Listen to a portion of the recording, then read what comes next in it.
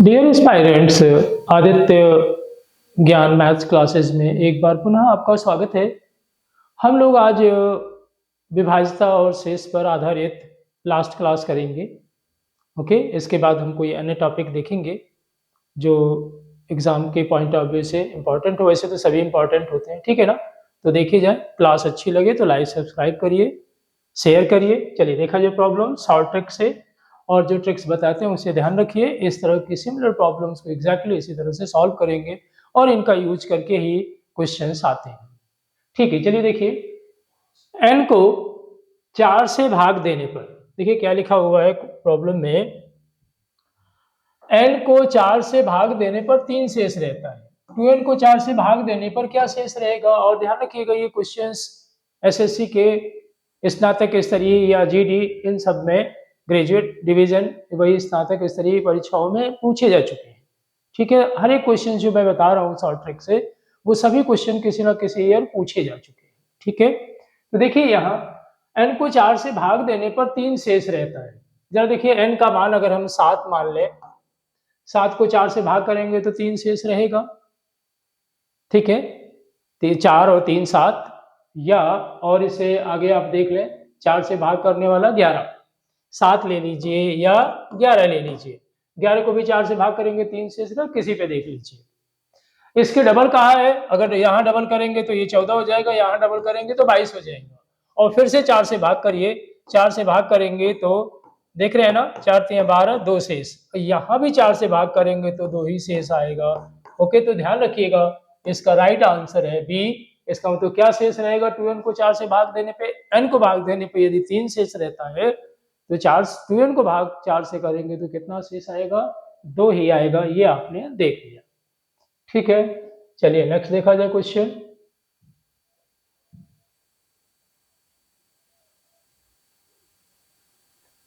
देखिए, इसमें भी उसी तरह की लगभग सिमिलर प्रॉब्लम है कि यदि कोई पूर्ण वर्ग, लेकिन यहाँ पे वर्ग संख्या लेनी है। वर्ग संख्या कौन सी होती है, 1 4 9 16 25 36 49, ये वर्ग संख्या है, उन्हीं में से लेना। देखिए क्या है कहा है, यदि कोई पूर्ण वर्ग जो 6 से विभाज्य न हो, 6 से न विभाज्य होने वाली छोटी जो सबसे होती है, जैसे 9 6 से विभाज्य नहीं है, 9 के बाद अगली विभाज्य भी आप जानते हैं, 9 के बाद 16, ये भी 6 से विभाज्य नहीं है। उसकी अगली कौन सी होती है, 25, ये भी 6 से विभाज्य नहीं है। अगली 36 6 से विभाज्य है, 49 6 से विभाज्य नहीं है। तो हम शुरू की छोटी ले लें, 9 हो और उसे 6 से विभाजित कर दिया जाए तो शेषफल क्या होगा। इसको 6 से विभाजित करेंगे तो शेषफल 3 आएगा। ओके, शेषफल इस पे कितना आ रहा है, 3 आ रहा है। ओके, और इसे 6 से भाग करेंगे तो कितना आया शेषफल, देख लीजिए 4 आएगा शेषफल। और इसको 6 से अगर भाग करेंगे तो शेषफल क्या आएगा, 1 आएगा। तो 1 3 4, इसका मतलब ये सी ऑप्शन सही है। देखिए कितना जल्दी, 2 सेकंड 3 सेकंड में क्वेश्चन हो जाएगा। चलिए देखिए, विद इन 5 सेकंड हम कहते हैं। एक आध प्रॉब्लम जरूर थोड़ा समय ले सकती है, 1 मिनट भी ले सकती है प्रॉब्लम, एक आध आधी ऐसी प्रॉब्लम होती है, लेकिन मोस्टली आप ट्रिक का यूज करेंगे तो बहुत जल्दी क्वेश्चंस को सॉल्व कर लेंगे। ओके, ध्यान रखेंगे तो। देखिए क्या लिखा है, n के किसी पूर्णांक मान के लिए 3 टू पावर, यहाँ पे 2n है। ओके, ये है 3 टू पावर 2n, ये है 3 to power 2n plus 9n plus 5 को 3 से भाग दिए जाने पर क्या शेष रहेगा। तो जब पूर्णांक मान कहा है, पूर्णांक मान हमने हमेशा कहा है कि n का मान 1 रख दीजिए। जब आप n का मान 1 रखेंगे, ये 3 टू पावर n है, गलत प्रिंट हुआ है। ओके, 3 टू पावर 2n है, सॉरी। तो जब आप निम्नतम पूर्णांक n 1 लीजिए तो 3 टू पावर 2 हो जाएगा, प्लस 9 इंटू 1 हो जाएगा, प्लस 5, यानी 9 9 और 5 कितना हुआ, देखिए 9 9 18 और 5 23, किससे 3 से भाग दिया जाए तो शेषफल कितना बचेगा, देख सकते हैं इसमें शेषफल आएगा 3 7 21, शेषफल आया 2। तो ये आंसर बी वाला सही है। क्या शेष रहेगा, 2 शेष रहेगा। ओके,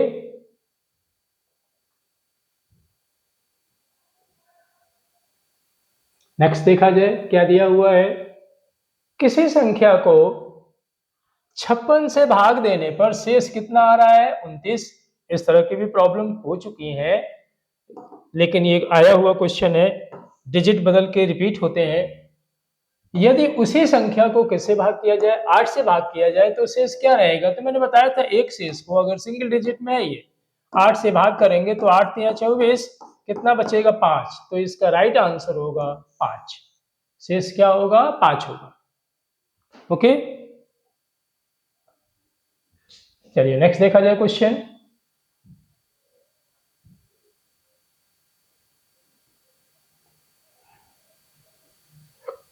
देखिए क्या लिखा है नेक्स्ट क्वेश्चन में, जब n को 6 से विभाजित किया जाता है तो शेषफल कितना आता है? 4 आता है। देखिए इस तरह की प्रॉब्लम हुई थी डिजिट बदल के, क्योंकि आया हुआ क्वेश्चन तो मैंने रिपीट कर दिया। इस तरह का डिजिट चेंज है, ट्रिक वही है। तदनुसार जब 2n को 6 से विभाजित किया जाए तो शेषफल कितना होगा? ठीक उसी तरह से कि n है, 6 से विभाजित किया जाता है तो शेषफल 4 आता है। तो 6 से विभाजित किया जाए 10 है, 10 को आप 6 से भाग करेंगे, विभाजित करेंगे तो शेषफल 4 आएगा। अब इसका दूना कर दीजिए। ओके, तो इसका दूना करेंगे तो कितना आ जाएगा? 20, और 20 को किससे भाग कर दीजिए? फिर से उसी को 12 को 6 से विभाजित कर दीजिए, तो शेषफल कितना आएगा? 2। इसका मतलब इसका राइट आंसर है ए पार्ट। ठीक है, शेषफल 2 आएगा। चलिए नेक्स्ट देखा जाए। अभी 4 का इसी क्लास में हम लोगों ने किया था, एग्जैक्टली उसी तरह की सिमिलर प्रॉब्लम है। चलिए नेक्स्ट देखा जाए। ये क्या लिखा है, इस पे ध्यान दीजिए। वही विभाज्यता पे आधारित है, लेकिन योगफल जब हो तो योगफल कर देते हैं शेषफल में, और अगर प्रोडक्ट है तो प्रोडक्ट कर देते हैं। ठीक है, ध्यान रखिएगा इस ट्रिक को, गोल्डन ट्रिक है ये। ठीक है, शायद आपको ये कहीं ना मिले। देखिए क्या लिखा है, 3 टू पावर 21, 3 टू पावर है 21। ठीक है, को किससे विभाजित करते हैं? 5 से विभाजित करने पर शेषफल क्या होगा? देखिए जो सबसे सिंपल आप जानते हैं, 3 टू पावर 4, 3 टू पावर 4 81 होता है, 3 टू पावर 4 81 होता है, 3 टू पावर 4 81 होता है, मल्टीप्लाई फॉर्म में जा रहा है ये। ठीक है, और इनटू 3 टू पावर 5, 4 का मल्टीपल भी कर सकते हैं। ठीक है ना, तो 4 का भी मल्टीपल कर सकते हैं, 3 टू पावर 4, यहाँ भी 3 टू पावर 4 कर लीजिए, इस जगह पे 3 टू पावर 4 आएगा, एक और 3 टू पावर 4। अब बचा कितना? 3 टू पावर 1, 3 बचा। ठीक है, लेकिन 5 से विभाजित करना है तो एक को हम 3 टू पावर 4 में नहीं रखेंगे। ठीक है, क्योंकि अगर यहाँ पे 3 सिर्फ 3 पावर 1 रखें तो ये 5 से डिवाइड नहीं होगा, कम पड़ जाएगा। इसलिए एक ग्रुपिंग में, इस ग्रुपिंग में 3 टू पावर 5 रखेंगे। ठीक है, तो अब जरा देखिए 3 टू पावर 4 होता कितना है? 81। 81 को अगर 5 से डिवाइड किया जाए तो एक शेषफल आएगा। तो इसका शेषफल 1, इसका शेषफल 1, इसका शेषफल 1, इसका शेषफल भी 1। अब बचाइए 3 टू पावर 5, 3 टू पावर 5 होता कितना है? 243, और इसको डिवाइड करिए 3 से, ओके सॉरी 5 से। इसको डिवाइड करना है किससे? 5 से। देखिए इसको डिवाइड करने पे 5 से 1 आया, इसको भी 1 आया, इसको भी 1 आया, इसको 3 टू पावर 5 इसलिए लिया गया कि अगर 3 टू पावर 4 उसको भी ब्रेक करके ले लेंगे तो 3 बचेगा, जो कि 5 और डिवाइजर है वो बड़ा हो जाएगा, इसलिए। तो अब देखिए जरा इसे, इसको जब 5 से डिवाइड करेंगे तो देखिए ये 20, यहाँ 4, यहाँ 3, 8 जा, यहाँ 40, क्या शेषफल आया? 3। तो यहाँ 3 से मल्टीप्लाई कर, तो आप देख सकते हैं इसका शेषफल कितना आएगा? 3 आएगा। तो कौन सा आंसर सही है? Right answer is C. C सही है। इसका मतलब 3 की पावर 21 को 5 से भाग करने पर, ये ट्रिक जबरदस्त ट्रिक है। अगर आप ध्यान रखें तो ढेर सारे पावर वाले क्वेश्चंस को आप कर सकते हैं। ठीक है, तो इसका जो शेषफल आएगा वो 3 आएगा।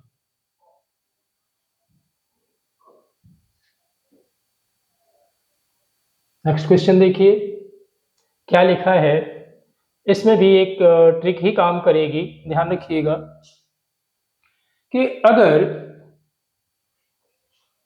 n टू पावर कोई भी नंबर दिया हो, ठीक है, कोई भी नंबर दिया हो यहाँ पे पावर, ठीक है, x लिख दे रहे हैं, इनफैक्ट हम चलिए इसको x ले रहे हैं, राइट।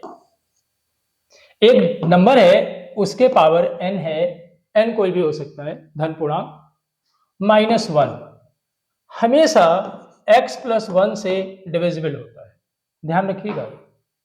किससे डिविजिबल होता है? x प्लस 1 से। ठीक है, तो देखिए यहां से 17 टू पावर कितना है? 200, n की वैल्यू तो 200 है, ठीक है, लेकिन x महत्वपूर्ण है। इसका मतलब ये किससे डिविजिबल होगा? 18 से डिविजिबल होगा, कंप्लीट डिवाइड हो जाएगा। ठीक है, कौन? 17 टू पावर 200 माइनस 1, 18 से डिवाइड हो जाएगा। इधर तो शेषफल 0 बचेगा, लेकिन जब एक को उधर ले जाएंगे तो 17 टू पावर 200 को डिवाइड होगा अगर 18 से, तो एक ये वाला जो शेषफल होगा वो बचेगा। तो इसका मतलब 17 टू पावर 200 को 18 से विभाजित करने पर जो शेषफल आएगा वो 1 आएगा। समझ गए होंगे। देखिए ये ध्यान रखिएगा, ये trick, x to power n minus 1 is always divided by x plus 1। x की वैल्यू 17 है, वहां पे कोई भी इससे प्रॉब्लम बन सकती है, 19 लेके 20 लेके जो भी लेके, इस जगह पे कोई भी वैल्यू यहाँ रख के इस तरह की प्रॉब्लम, पावर तो कोई रहे, 1000 2000 कुछ भी रखा जा सकता है। बस ये ट्रिक याद रखना है कि बस ये जो डिजिट हो वो इससे 1 मोर हो, 17 1, यहाँ जो भी रखा जाएगा। मान लीजिए हमने 51 टू पावर यहाँ 1000 कर दिया, ठीक है, और यहाँ 52 से डिविजिबिलिटी ले ली, तो इसमें भी रिमाइंडर जो बचेगा, शेषफल जो बचेगा वो 1 ही बचेगा, ध्यान रखना है। ठीक है, उसी ट्रिक से, इसी रिजल्ट से। ओके, चलिए, तो इसमें जो शेषफल बचेगा वो ये वाला शेषफल बचेगा, क्योंकि इन्होंने -1 नहीं लगा रखा है। अगर यहाँ -1 लगा देंगे तो ट्रिक जल्दी पकड़ आएगी, इसलिए थोड़ा ध्यान रखना है। और मोस्टली अगर -1 लगाते तो शेषफल 0 आता, ये भी ध्यान रखिए। ठीक है, -2 लगा देंगे यहाँ पे तो शेषफल 2 आएगा। ठीक है, अगर यहाँ पे इसी तरह से प्रॉब्लम बनाने के लिए ढेर सारी प्रॉब्लम इसमें बनेंगी। चलिए नेक्स्ट प्रॉब्लम देखा जाए, ध्यान रखिएगा इसे। ये ट्रिक्स जो मैं बता रहा हूं दुर्लभ है ट्रिक्स, ये ध्यान रखिएगा। इस पे अन्य क्वेश्चंस भी आपको हेल्प मिलेगा इससे। देखिए क्या लिखा है, दो संख्याओं को 33 से अलग अलग भाग देने पे, देखिए इस तरह के भी क्वेश्चंस हो चुके हैं, कहीं ना कहीं कंसेप्ट ये ट्रिक हम यूज कर चुके हैं, यहाँ भी यूज करेंगे। देखिए दो संख्याओं को 33 से अलग अलग भाग देने पर शेषफल, देखिए भाग देने पर शेषफल 21 और 28, यहाँ योग है, और उन दोनों संख्याओं के योगफल को 33 से भाग किया जाए। अभी गुणा पे हमने कंसेप्ट बताया था, यही योग पे भी लागू होता है, तब शेषफल को जोड़ते हैं। तो यहाँ कहा है कि शेष क्या प्राप्त होगा, तो देखिए जब जोड़ा जा रहा, अलग अलग क्या था, 21, अलग अलग जो था वो कितना था शेषफल, 21 और 28 जोड़ लिया, और जो बाद में है देख रहे हैं ना 33 से भाग किया जाए इसको, तो ये कितना हो जाएगा, ये हो जाएगा 49, और 49 को किससे डिवाइड कर दीजिए, 33 से।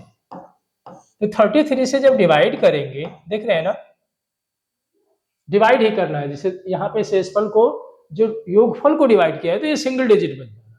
ठीक है, तो इसमें घटाएंगे तो देख रहे हैं 6 और यहाँ से 1, क्या बचेगा, 16 बचेगा शेषफल। ठीक है, ध्यान रखिएगा कंबाइंड, क्योंकि यहाँ भी योगफल को 33 से भाग करने पे शेष प्राप्त होगा। ठीक है, इसलिए ध्यान रखना है, जैसे सिंगल डिजिट का वैसे प्लस वाले पे रूल काम किया है। ओके, चलिए नेक्स्ट प्रॉब्लम देखी जाए।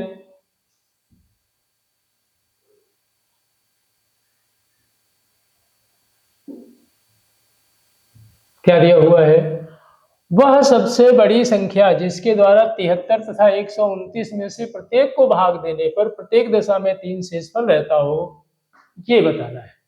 ठीक है, तो ये देखिए यही क्वेश्चन से आप उठा सकते हैं, क्या 73 को 12 से भाग करने पर 3 शेषफल रहता है, नहीं। क्या 13 से भाग करने पर 3 शेषफल आएगा, 13 पचे 65, 8 शेषफल आएगा, नहीं, ये भी रिजेक्ट हो गया। 14 से भाग करिए जरा, देखिए 14 से 73 को भाग करिए, 14 से 73 को जब भाग करेंगे तो आप देख रहे हैं कि शेषफल 3 आएगा। ओके, तो यहाँ तो ये क्वेश्चन से ही आप ले सकते हैं 3 शेषफल आएगा। और 129 में भी आप 14 से भाग करके देखिए, ओके, तो भी क्या आएगा, 3 ही आएगा। ठीक है, 9 होता है, सॉरी ये 9 बार जाता है, 8 बार नहीं। ठीक है, तो 3 आएगा शेषफल, यहाँ भी वही हाल है। तो किससे भाग करने पे, 14 से भाग करने पे, तो राइट आंसर इसका कौन सा होगा, 14 होगा, सी वाला होगा। ओके, ये तो क्वेश्चन से ही देख रहे हैं आसानी से। 15 से भाग करेंगे 73 को, क्या 3 आएगा, नहीं आएगा, और 3 चाहिए। चलिए देखिए अगला क्वेश्चन देखा जाए।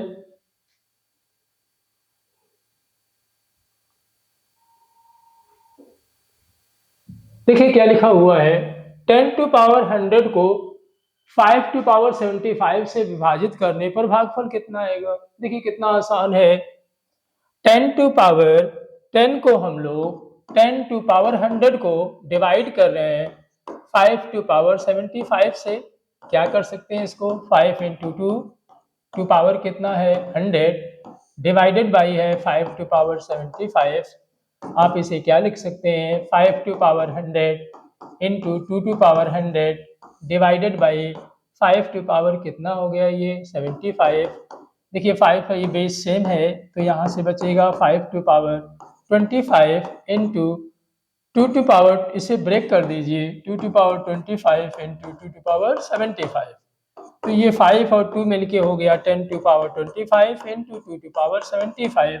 आप देखिए इसका कौन सा आंसर है, 10 टू पावर 25 और 2 टू पावर 75।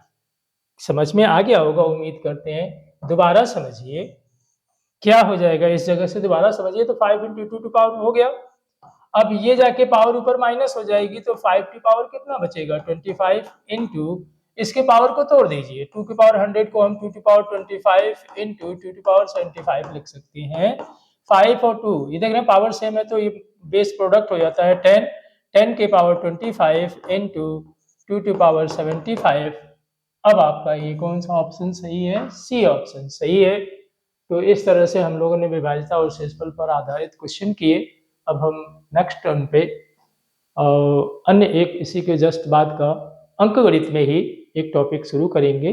ठीक है, नेक्स्ट क्लास पे फिर मिलते हैं, लाइक सब्सक्राइब करना ना भूलिएगा। ओके, फिर मिलते हैं नेक्स्ट क्लास में, टिल देन बाय।